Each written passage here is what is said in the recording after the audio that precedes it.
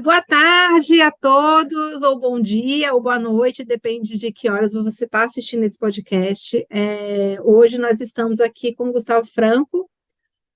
Eu gosto muito, Gustavo, de não falar muito sobre o nosso convidado, né, para que as pessoas comecem a desenhar com as lentes delas, assim, né, quem é o Gustavo, porque você está aqui, etc. Mas a primeira coisa que eu queria fazer é te agradecer muito por ter esse tempo aqui da gente bater papo e tal, e trazendo também o tema daqui é da teoria à prática, então, e você é um cara que tem muita prática dessas ações sustentáveis, ESG, etc., dentro da sua história.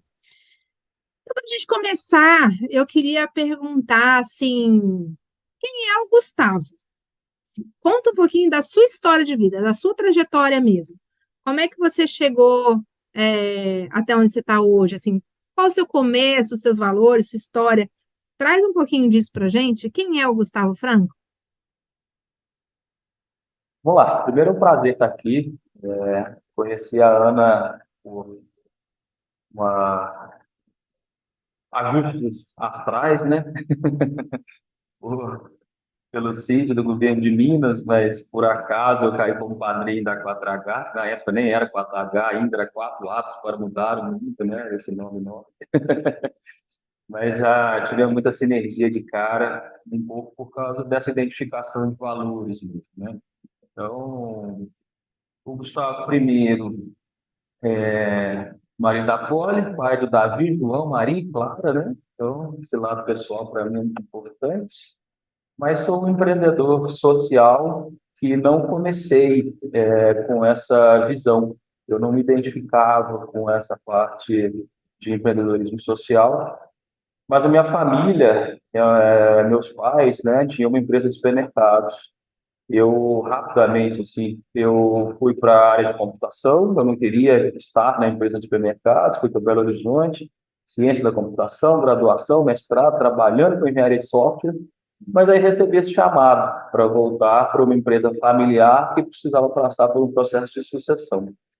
E nessa volta para a empresa familiar, fazendo uma pós em gestão de negócios, para mim ficou muito claro a questão de se construir uma marca amada. A profissionalização do negócio familiar era algo que ficou importante e a criação de uma marca amada. E quando a gente entra nesse detalhe, né, como é que eu crio realmente essa marca, passa basicamente por criar relacionamentos verdadeiros com todos os stakeholders.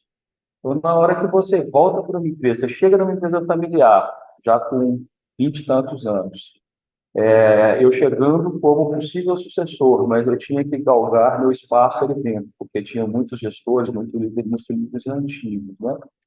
Então, eu busquei construir meu caminho nesse contexto, de evoluir a empresa para a profissionalização e de criar a marca amada.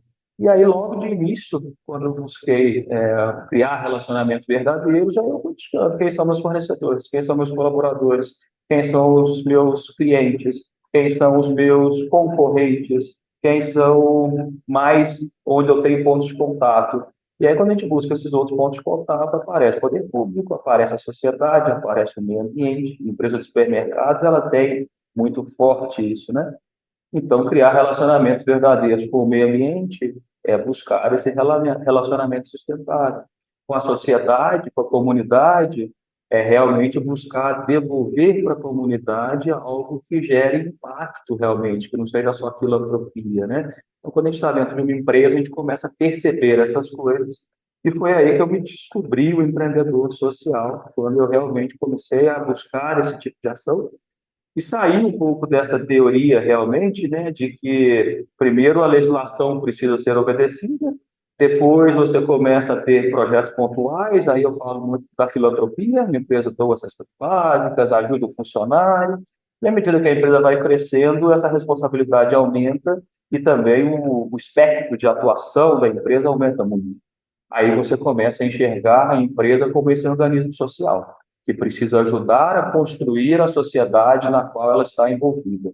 Aí vem a questão de começar a pensar em como gerar impacto real, como melhorar realmente a situação das pessoas, como interagir com o meio ambiente de maneira sustentável, saudável, e isso vai crescendo, e à medida que você vai fazendo, você vai realmente percebendo a construção de marca a partir disso, e quando você percebe que a marca passa a ser admirada, a marca passa a ser amada por essas coisas quase que intangíveis, a gente consegue às vezes tangibilizar, né? Mas às vezes é difícil, e é mudança de cultura, então é médio, longo prazo, não é algo que você traz um ROI muito rápido, né?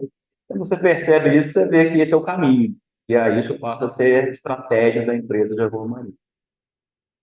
Bom, era só para me apresentar, mas acho que eu já falei um pouquinho de como que eu entrei nesse meio aí, né? De como que eu me envolvi com a ESG de maneira prática. Vou perguntar agora de novo a segunda pergunta. Não, foi exatamente isso. Justamente aqui é da teoria ao hábito, né? Então, você ressignificou, na verdade, a existência da sua empresa, da empresa familiar, na minha percepção, porque você tirou ela do papel de gerar lucro, né, e crescer a qualquer preço e colocou como é, quase que uma vivência infinita, né? Ela tem um valor e que esse é o desafio, né? Tangibilizar esses valores de conexão com a sociedade e de entrega de valor mesmo, como um todo. Mas na minha percepção, o que você fez foi dar longevidade para o negócio, né? Então, fazendo com que ele seja perene e eterno pela própria comunidade que ele sustenta, né? Então, essa é uma característica muito forte de negócios infinitos, né? Eles acabam tendo tanto significado dentro da própria comunidade e dos stakeholders que eles mesmos fazem com que ela sobreviva por tempo indeterminado e além. Mas, assim, dito isso, então me parece que você tem esse propósito dentro de fazer essa transformação cultural. E quando você trouxe da sua trajetória na área de tecnologia, eu senti muito esse processo de assim, a inovação, ela está muito conectada com a parte de sustentabilidade, né? Eu acho que essa transformação de mudança, porque a inovação, ela traz uma disrupção, né? E a disrupção é quando a gente tem que mudar os paradigmas a partir dos processos que estão sendo feitos e que precisam sofrer essa transformação, porque do jeito que está, não está dando certo. E a gente está caminhando para esse lugar de disrupção, principalmente na área de sustentabilidade, e aí veio essa sigla ESG, que eu falo para todo mundo assim, da gente que já era, não sabia que ia ter esse nome um dia, né? Mas e essa sigla, na verdade, ela fala muito sobre risco, né?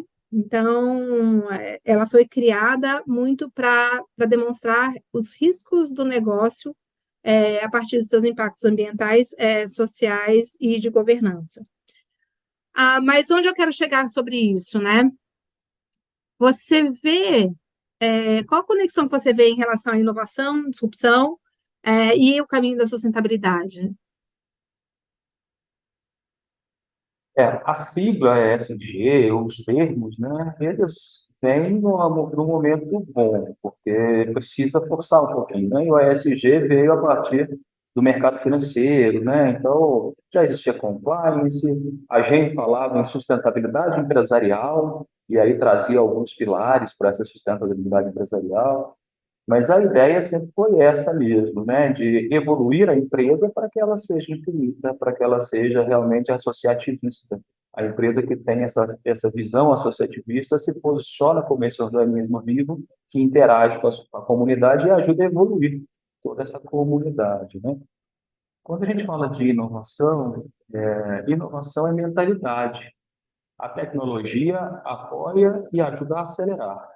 Mas quando eu falo de mentalidade, eu falo de cultura, né? Então, sempre passou por mudança de cultura, sempre dependeu dessa visão estratégica dos empresários, principalmente de quem está na liderança das empresas, de entender o quanto isso é importante, é fundamental para a perenidade do seu negócio, porque precisa existir a perenidade da humanidade, né? Então, hoje está precisando ser forçado porque a gente chegou quase que num extremo que não dá para recuperar mais.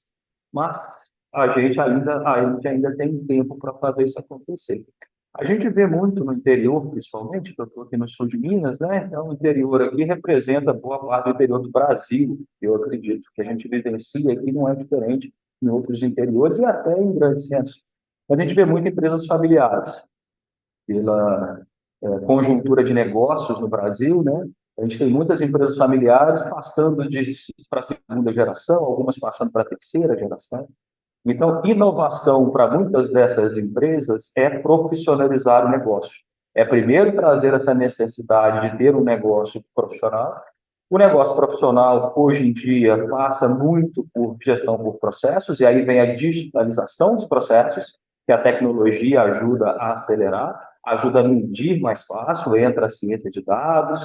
Então, a inovação está vindo muito nesse contexto de trazer a gestão por números, de trazer a digitalização dos negócios, e aí tem-se a possibilidade de se criar estratégias mais bem desenvolvidas e até mensurar de forma mais fácil o quanto o impacto está sendo gerado e o quanto esse impacto gerado traz benefício para o seu próprio negócio, né?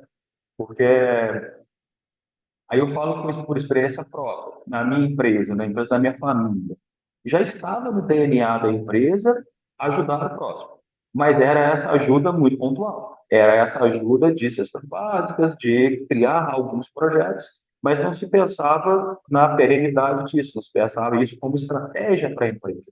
A virada de chave que precisa acontecer é realmente trazer isso como uma estratégia da empresa, porque aí você olha para os ODS da ONU. Para mim, se tiver um playbook para se fazer ESG dentro das empresas, é olhar para os ODS da ONU, identificar dentro da minha estratégia quais ODS eu consigo atingir de alguma maneira e começar a gerar projetos realmente para que trabalhe-se aqueles ODS. Naturalmente, isso vai casando com a estratégia do negócio e vai dando retorno. Mas o maior projeto social é as empresas evoluírem, é as empresas gerarem mais empregos, é as empresas pagarem melhores salários, porque isso promove o desenvolvimento social de uma maneira muito mais acelerada, né? Então, é muito isso do que eu busco hoje. A gente vendeu a empresa familiar há 5 anos já, né? Então, o supermercado a gente vendeu há 5 anos, e aí eu fiquei meio, me senti um pouco órfão, assim, porque eu fiquei meio sem saber como continuar trabalhando com esse empreendedorismo social sem ter uma empresa. Quando você tem uma empresa, você tem esse canal para fazer as coisas acontecerem, né? Então, hoje eu trabalho com consultoria empresarial, e aí a gente tem a oportunidade de levar boa parte dessa mentalidade para dentro de outras empresas que estão nesse processo de evolução para transformação digital. E a gente aqui também criou, com o apoio de outras empresas, são 9 fundadores, o Instituto de Ciência e Tecnologia para trabalhar a gestão do ecossistema de inovação.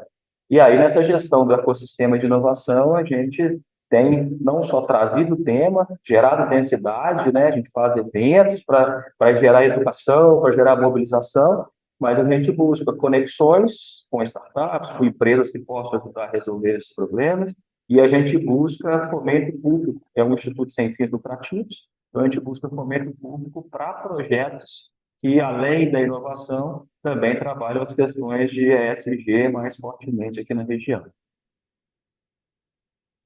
Muito bom. Eu vou pegar um gancho sobre o que você falou de cultura, e educação. Eu lembro que um dia a gente estava aí, juntos, a gente estava indo a algum lugar juntos, e quando você falou na universidade, de você ter um núcleo lá e conectar com os estudantes, e falou em educação, seus olhos brilharam diferente, né? Eu tive essa percepção naquele momento e vendo assim como que levar a inovação para na parte educacional, né? Assim, ter essa educação voltada para a área de inovação e de transformação é tão forte em você, né? E a gente vê que você está atuando isso de várias formas. É, então, eu queria que você trouxesse um pouquinho sobre esse trabalho que você faz com essas empresas, porque o que eu vejo é que você leva essa educação para elas de várias formas, né? Não necessariamente não é um curso, né? Você tem vários artefatos que você gera de oportunidade de ter esse aculturamento, né? E aí também trazendo isso, né? Cultura e educação estão diretamente ligados, né? Eu queria que você falasse um pouquinho sobre isso. Se faz cultura sem educação? Se constrói cultura sem educação? É, e assim, quais são esses caminhos que você vê dessas oportunidades de letramento das empresas e da cadeia de valor a partir disso, a partir da inovação e dessa mudança de cultura? Vamos lá. A gente tem buscado trabalhar o ecossistema de inovação como um todo, né? Então, é algo extremamente amplo. Quando a gente fala de ecossistema numa região, igual a gente está no sul de Minas, que tem cidades pequenas, ecossistema não é uma única cidade, então eu não consigo falar do ecossistema de Varginha, ecossistema de Itajubá, ecossistema de Lavras. Existem comunidades em cada uma dessas cidades, mas o ecossistema é regional, é micro-regional, é do sul de Minas. Até porque se olhar para o conceito de ecossistema, tem que ser autossuficiente. E a gente não vê as cidades aqui do sul de Minas sendo autossuficientes por si só. Elas precisam estar muito interligadas. Para que isso aconteça, a gente precisa trabalhar esse conceito de maneira mais ampla. Então, quando a gente fala de gestão do ecossistema de inovação, a gente fala a partir das empresas. A gente acredita que esse movimento de evolução do ecossistema vem a partir das empresas. As empresas que precisam evoluir, porque a evolução delas promove novos projetos, novos negócios, promove essa digitalização e aí promove a geração de novos empregos. E quando a gente olha para ecossistemas mais maduros, né? Quando a gente olha para Florianópolis, quando a gente olha para Porto Digital, quando a gente olha para São Paulo, interior de São Paulo, a gente vê que a alavancagem da matriz econômica da região ela aconteceu por causa desse movimento em prol da digitalização dos negócios, da famosa transformação digital. Então, o nosso trabalho base é estrutural, é mexer com tudo, é trazer educação, é trazer sensibilização. Primeiro, para que todos entendam o que é esse movimento, essa mentalidade de inovação, o que é evoluir as empresas para que elas sejam a prova do futuro. A gente fala, quando você vai te falar numa frase do que eu faço hoje, eu ajudo pessoas e empresas a serem a prova do futuro. É isso que eu busco fazer. Então, para que essas pessoas e empresas sejam a prova do futuro, primeiro elas têm que entender o que é isso. Então, a teoria, quando a gente fala de educação, a gente tem teoria e prática, né? A teoria a gente busca passar, mas a gente acredita muito que o conhecimento hoje está na internet, né? A gente não precisa ficar querendo trazer muito conhecimento para as empresas. Então, a gente busca ativar a sabedoria das empresas nesse conceito, que é pegar o conhecimento e transformar isso em ações práticas, gerar realmente projetos de inovação, gerar projetos de sustentabilidade, gerar projetos que sejam transformadores. Claro que quando a gente fala de projetos transformadores, a gente tem que trabalhar com educação básica também, né? A gente tem que levar coisas para as escolas, e aí a gente tem projetos onde a gente leva hortas para as escolas, e dentro daquela horta a gente trabalha o conceito com as crianças de o que ela colhe hoje é o que ela planta no futuro. Então, criar o seu próprio futuro pode vir a partir do conceito de a geração de uma horta. Junto com isso, a gente trabalha a compostagem. Então, a gente vai trazendo coisas práticas, coisas que são mais palpáveis, para as empresas também entenderem que, na prática, elas podem provocar essa transformação. Mas a gente não pode ficar só na teoria. Fazer evento é bacana, você mobiliza, você traz um monte de gente. Mas se aquilo ali não sair para a realidade das pessoas, isso começa a ser não só desacreditado, mas começa a não fazer tanto sentido, né? Se eu falo, mas não faço, não faz muito sentido. Então, a gente provoca muito isso nas empresas. Eu preciso pensar, falar e fazer tudo em harmonia, né? Gandhi já falava, né? Felicidade é quando se pensa, se fala e se faz, estão em harmonia. Então, a gente tenta levar isso para as empresas. Como é que eu penso uma coisa, como é que eu manifesto isso da boca para fora e como que eu levo isso para a prática. Através de diversos projetos, a gente tem conseguido fazer isso. E aí, como integrador do ecossistema, a gente busca trabalhar com o poder público, então a gente tenta levar coisas para as escolas públicas, a gente tenta trazer alunos bons das escolas públicas para alguns projetos de educação mesmo. Aí a gente já trabalha a educação para programação, para desenvolvimento de software, que são empregos já do presente, né, mas são empregos mais valorizados no futuro. Então, quando você bota um menino de escola pública, em 6 meses faz um curso de engenharia de software aqui e consegue emprego, ele sozinho já consegue trazer 3 vezes mais renda do que a família dele tinha. Então, isso é promover desenvolvimento social através das empresas, através da economia. Então, tem algumas literaturas que são muito boas, né? Capitalismo Consciente é fantástico, a gente busca algumas dessas coisas para trazer teoria e para ajudar a trazer na prática. E eu tenho falado muito da trimembração social, onde a gente entra no contexto da fraternidade econômica, que é o poder econômico das empresas promovendo o desenvolvimento social. Uma das suas falas aí no começo, você falou, deixou só de gerar lucro para também fazer isso, né? As empresas não têm que acumular lucro. Gerar lucro, é claro que elas têm, porque senão o negócio não acontece. Mas elas têm que gerar lucro e saber usar isso de maneira que promova o desenvolvimento social. É muito isso que a gente tenta educar, mas levando para a prática para que realmente aconteça. Eu vou pegar um último gancho seu que você falou sobre mensurar, né? E aí, quando a gente vai estritamente para o ASG mesmo, para esse desafio que as empresas receberam agora, elas precisam de indicadores, né? Então, as métricas são muito importantes dentro desse processo. Como é que você vê a capacidade das empresas de estabelecerem quais são as métricas que precisam ser medidas e quais são as ferramentas, oportunidades ou parcerias, enfim, que elas precisam ter para elas chegarem nessas métricas, né? Porque eu acho que tem um grande desafio daí tá, eu até faço, e a gente vê isso muito, empresas que até fazem, mas elas não medem, e aí porque elas não medem, elas não divulgam. E agora, para você é, ter esses indicadores com clareza, que o mercado financeiro exige muito, você precisa divulgar. Então, como é que você vê esses desafios e essas oportunidades de mensuração? Foram mais complexas anteriormente, hoje já tem mais ferramentas, né? Hoje, quando a gente vai para blockchain, quando a gente vai para tokenização, a gente já consegue achar formas melhores de se medir muitas coisas.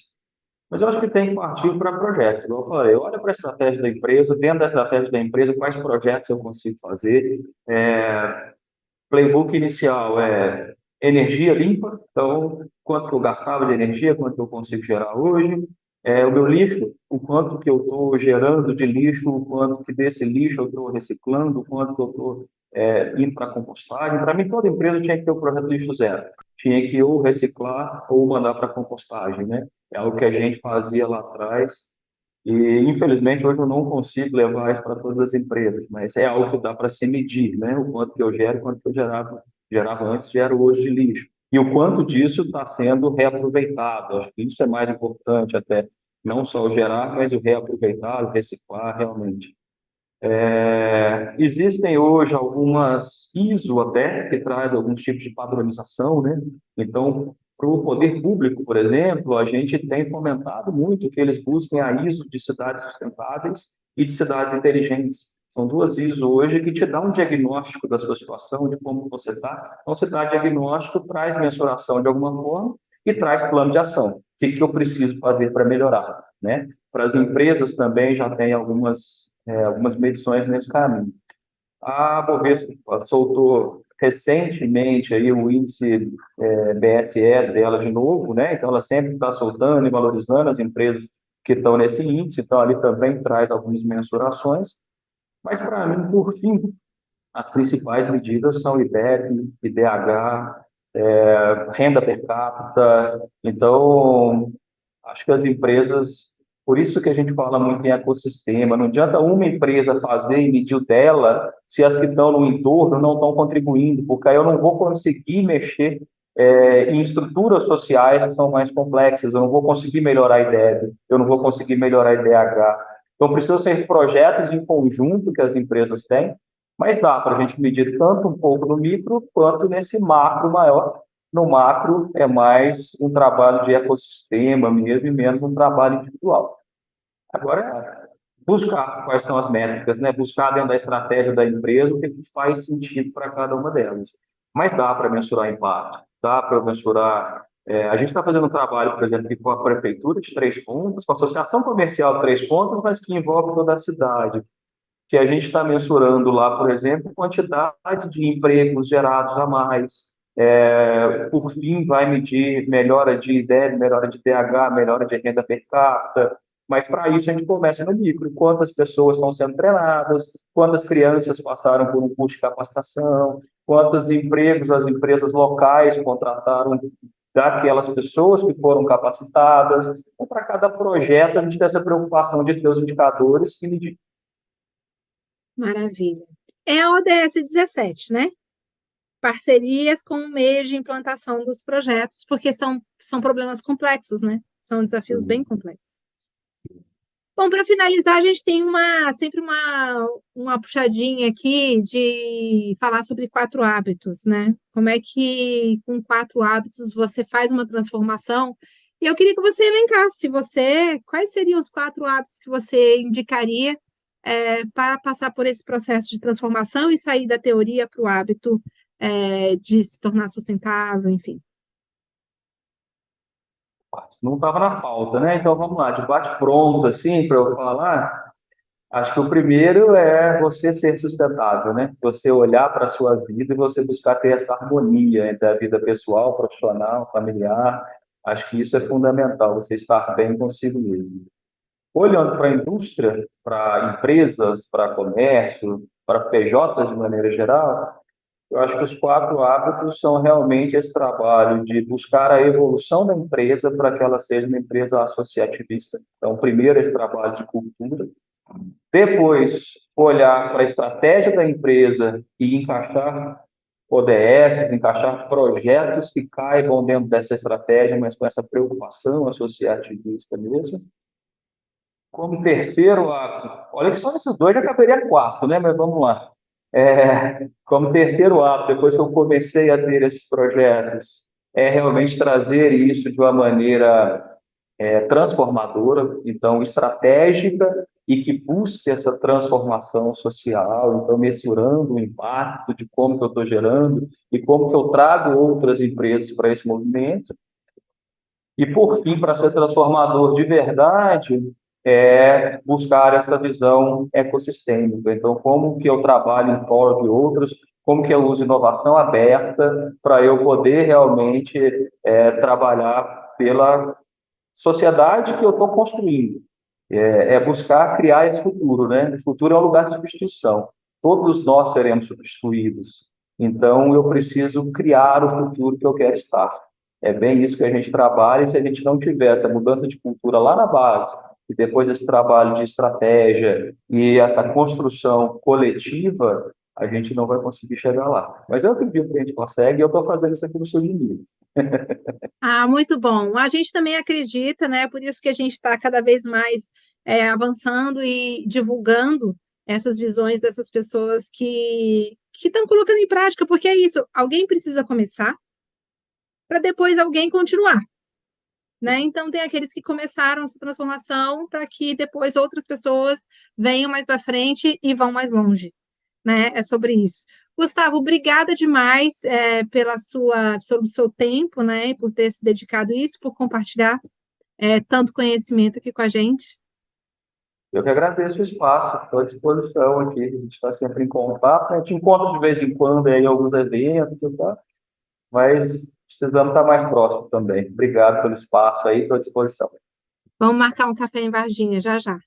Pode vir, café com pão de queijo tem muito aqui. Opa. Pão de queijo não pode faltar. Obrigada, querido. Tchau, gente. Até a próxima.